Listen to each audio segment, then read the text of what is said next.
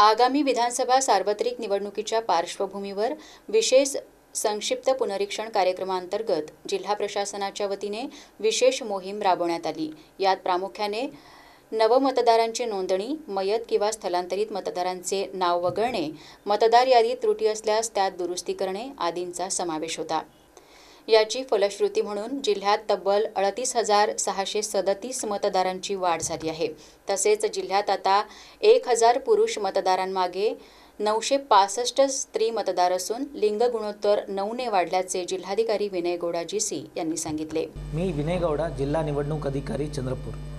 माननीय भारत निवडणूक आयोगाने घोषित केलेला दिनांक 1 जुलै 2024 या अर्हता दिनांकावर आधारित विशेष दुसरा संक्षिप्त पुनरीक्षण कार्यक्रमानुसार 30 ऑगस्ट 2024 रोजी चंद्रपूर जिल्ह्यात सर्व मतदान केंद्रात, तहसील कार्यालयामध्ये, उपविभागीय अधिकारी कार्यालय आणि जिल्हाधिकारी कार्यालयामध्ये आम्ही छायाचित्र मतदार यादी प्रसिद्ध केलेला आहे।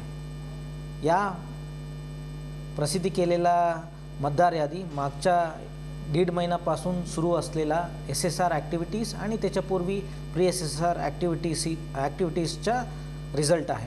आपल्या जिल्ह्यात आता एकूण 2076 मतदान केंद्र झालेलं आहे आणि आपल्या जिल्ह्यात आता 18,30,784 मतदार आहे।